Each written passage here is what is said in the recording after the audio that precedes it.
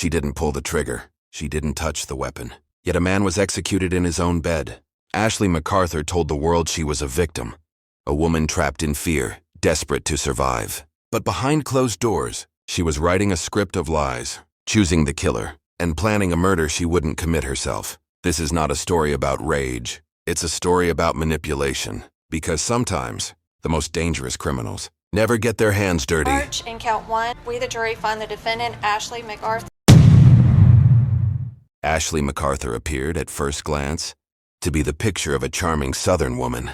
Living in Alabama, she was known for her stylish appearance, confident personality, and active social life. To many people around her, Ashley seemed ambitious, independent, and full of life. But behind this carefully crafted image was a dark and disturbing reality that would later shock the entire community. Ashley McArthur grew up in a relatively normal environment. She was intelligent, articulate, and socially skilled.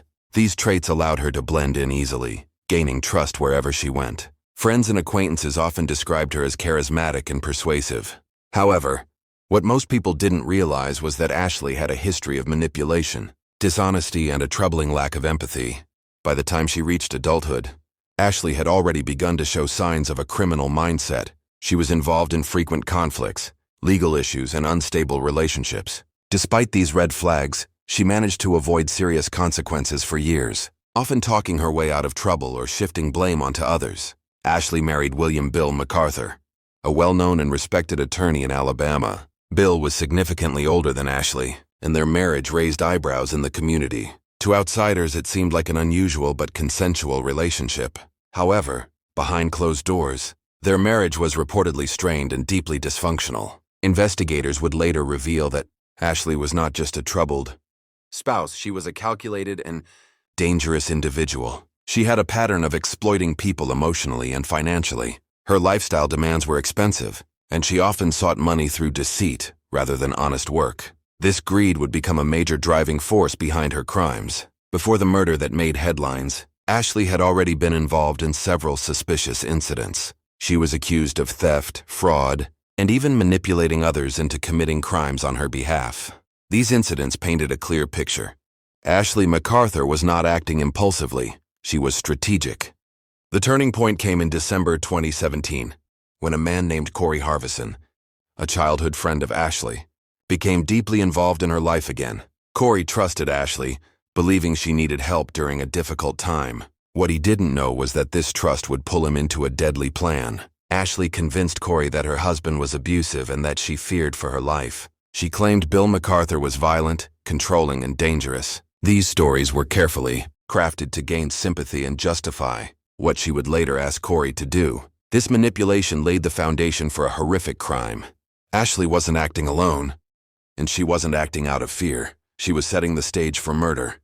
As Ashley McArthur tightened her grip on those around her, her manipulation became more deliberate and dangerous. At the center of her scheme was Corey Harvison, a childhood friend who trusted her without question. Ashley knew Corey's weaknesses, his loyalty, his desire to help, and his emotional vulnerability. She exploited all of them with precision. Ashley repeatedly told Corey that her husband, Bill McArthur, was abusive and violent. She claimed Bill controlled her life, threatened her, and made her feel trapped.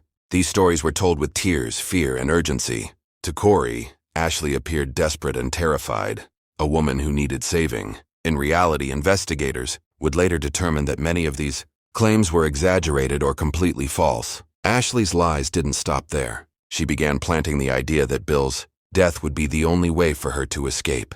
At first, she spoke vaguely about wishing Bill were gone or how life would be better without him. Over time, these statements became more direct. She suggested scenarios, discussed methods, and framed the act as self-defense or mercy.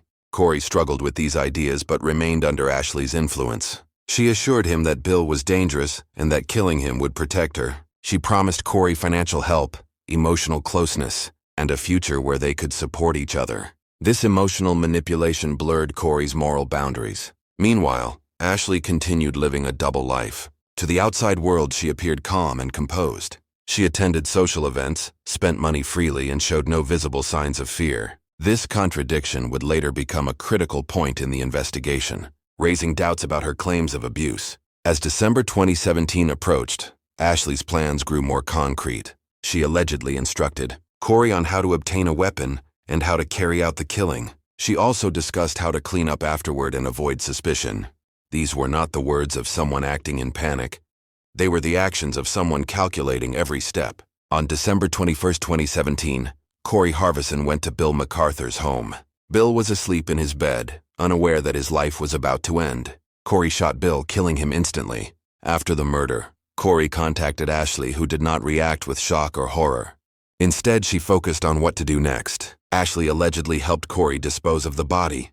Bill's remains were later found burned in a fire pit, an act that further demonstrated the cold and methodical nature of the crime. Rather than grieving, Ashley continued spending money and living as though nothing had happened. However, cracks soon began to form. Corey became overwhelmed with guilt and fear. Ashley, on the other hand, remained focused on protecting herself. She distanced herself emotionally and began shifting blame onto Corey, preparing to save herself if the plan unraveled. After Bill McArthur's sudden disappearance, something didn't feel right. Bill was a respected attorney with a structured routine. When he failed to show up for appointments and stopped responding to calls, concern quickly spread among colleagues and family members. This was not the kind of man who vanished without explanation. Ashley McArthur, however, appeared strangely calm. She offered vague explanations for Bill's absence, claiming he had traveled or needed time alone. Her lack of urgency raised subtle red flags. While most spouses would show visible panic or grief, Ashley showed little emotion. Investigators would later recall how her behavior stood out from the very beginning. Law enforcement officially opened a missing person investigation. As detectives began examining Bill's home, they noticed inconsistencies. The house appeared staged, too clean, too quiet. There were signs that someone had tried to remove evidence. Ashley's statements were also inconsistent. Small details changed each time she spoke, a classic indicator of deception. Attention soon turned to Corey Harbison. Police learned that Corey had been in close contact with Ashley around the time of Bill's disappearance. Phone records revealed frequent calls and messages, especially in the days leading up to December 21, 2017. When questioned, Corey appeared nervous and conflicted. His story didn't fully align with Ashley's version of events. As investigators dug deeper, they uncovered Ashley's troubling past. She had a history of theft, fraud, and manipulation. Multiple people came forward, describing how Ashley had lied to them, used them, or attempted to exploit them financially. This pattern strengthened investigators' belief that Bill's disappearance was not accidental. The investigation took a dramatic turn when police searched a rural property connected to Corey. There, they discovered burned human remains in a fire pit. Forensic testing later confirmed the remains belonged to Bill McArthur. This discovery transformed the case from a missing person investigation into a homicide case. Once confronted with the evidence, Corey began to break. Overwhelmed by guilt and fear, he eventually confessed to shooting Bill McArthur. But his confession came with a crucial detail. He claimed Ashley McArthur was the mastermind behind the murder. Corey told investigators that Ashley had manipulated him emotionally, convincing him that Bill was abusive and dangerous. He described how Ashley planned the killing, encouraged him, and guided him through the aftermath. According to Corey, Ashley showed no remorse and was more concerned with money and freedom than with human life. Police then shifted their focus fully onto Ashley. They analyzed her financial records and discovered suspicious spending. Shortly after Bill's death, she had continued living comfortably, showing no signs of mourning. Text messages between Ashley and Corey revealed chilling conversations that supported Corey's claims. When Ashley was arrested, she maintained her innocence. She portrayed herself as a victim, insisting she had been abused and threatened by her husband. But investigators were no longer convinced. The evidence told a different story, one of manipulation, greed, and calculated murder. Ashley McArthur's trial became one of the most closely watched criminal cases in Alabama. By the time it reached the courtroom, public opinion was already divided. Some saw Ashley as a cold-blooded manipulator, while others believed her claims of being a victim of domestic abuse. The trial would determine which version of the story was true. Prosecutors opened the case by presenting Ashley as the mastermind behind the murder of Bill McArthur. They argued that this was not a crime of fear or desperation, but one of greed and control. According to the prosecution, Ashley wanted her husband's money, freedom, and lifestyle without the marriage. A central part of the prosecution's case was Corey Harbison's testimony. Corey took the stand and admitted to pulling the trigger, but he made it clear that Ashley had orchestrated everything. He described how Ashley repeatedly told him Bill was abusive and dangerous. He explained how she slowly pushed him toward the idea of murder, presenting it as the only solution. The courtroom was silent as Corey described the night of December 21, 2017. He told jurors how he entered Bill's bedroom and shot him. While he slept, he then explained how Ashley helped plan the disposal of the body. This testimony was chilling and devastating for the defense.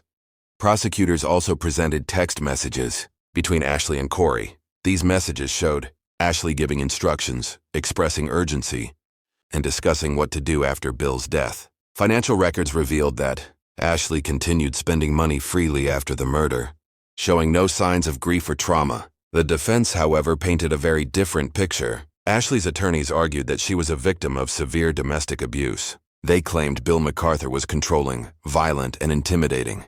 According to the defense, Ashley lived in constant fear, and Corey acted on his own to save her. Ashley took the stand in her own defense. She spoke calmly, describing a marriage filled with emotional and physical abuse. She denied planning the murder and insisted she never wanted Bill dead. Her lawyers argued that Corey was obsessed with her and acted independently, later blaming her to reduce his own punishment. But under cross-examination, Ashley's story began to unravel. Prosecutors highlighted inconsistencies in her statements and pointed out the lack of physical evidence supporting her abuse claims. Witnesses testified that Ashley never showed signs of fear while Bill was alive and continued living comfortably after his death. The jury was left with two competing narratives: a frightened woman trapped in an abusive marriage, or a manipulative woman who used lies to convince someone else to kill for her. After days of testimony, the jury deliberated. The evidence, text messages, financial records, Corey's confession, and Ashley's behavior painted a clear picture for them. Ashley McArthur was found guilty of capital murder. The verdict confirmed what prosecutors had argued all along. Ashley was not a victim, she was the architect of the crime. Following the guilty verdict, the courtroom atmosphere shifted from tension to finality. Ashley McArthur, once confident and composed, now faced the irreversible consequences of her actions. The sentencing phase was emotional, particularly for Bill McArthur's family, who finally had the opportunity to speak directly to the woman responsible for his death. Prosecutors emphasized the calculated nature of the crime. They reminded the court that Ashley did not act out of fear or self-defense. Instead, she manipulated another person into committing murder, while she remained physically distant from the act. This level of planning and emotional control, they argued, made the crime especially disturbing. Ashley was sentenced to life in prison without the possibility of parole. The judge described the crime as cold, deliberate, and rooted in greed. As the sentence was read, Ashley showed little visible emotion. There were no tears, no breakdown, only a blank expression that many found chilling.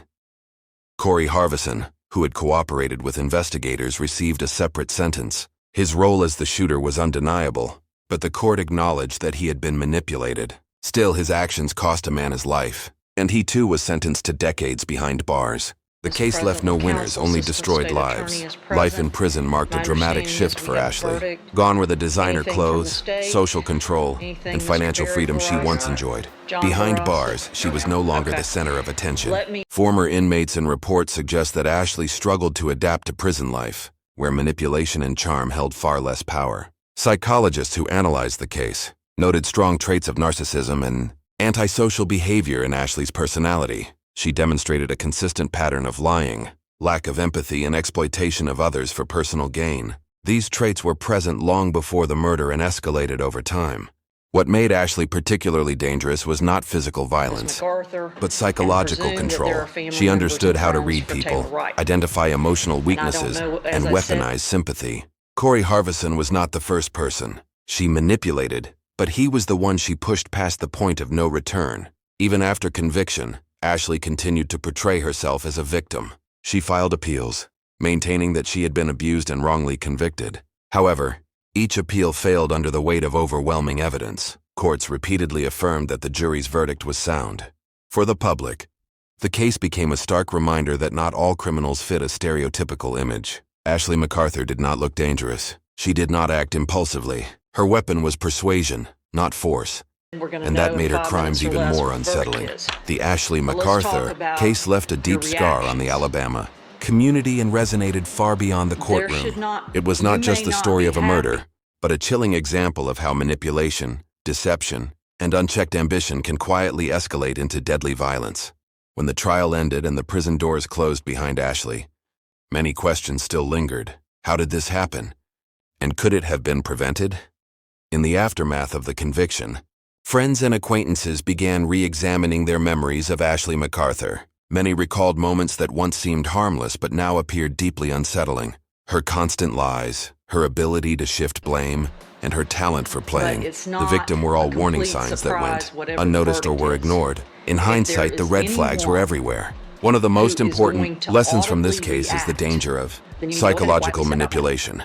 Ashley did not commit violence with her own hands, yet she was responsible for orchestrating it. This challenges the common belief that only physically violent individuals are truly dangerous. Emotional control, gaslighting, and manipulation can be just as lethal when left unchecked. The case also highlights how easily sympathy can be weaponized. Ashley used claims of abuse to gain trust and justify her actions. This does not undermine real victims of domestic violence, but it does underscore the importance of careful investigation and critical thinking. False narratives can cause immense harm, not only to individuals, but to public trust. For Corey Harbison, the consequences were life-altering. His failure to question Ashley's stories, combined with his emotional attachment, led him down a path he could never return from. His story serves as a warning about blind loyalty and the dangers of allowing emotion to override moral judgment. Bill McArthur's death remains the greatest tragedy of all. A respected attorney, he lost his life not because of proven abuse or self-defense, but because he stood in the way of someone's greed and desire for control. His family's loss is permanent and no sentence can truly restore what was taken. The Ashley McArthur case has since been studied in criminal psychology discussions and true crime analyses. It is often cited as an example of covert criminal behavior, where charm hides, cruelty and intelligence masks intent. Such individuals thrive in silence and disbelief, making early intervention difficult but crucial. Ultimately, this case reminds society to pay attention to patterns, not just appearances. Trust should not be blind, and repeated manipulative behavior should never be dismissed as harmless drama. Accountability, awareness, and critical thinking are essential safeguards against tragedies like this. Ashley McArthur believed she could control everyone around her. In the end, it was the evidence, the truth, and the justice system that took control instead. This concludes the full 6-part crime story of Ashley McArthur, a story of deception, manipulation, and the devastating cost of unchecked power over others.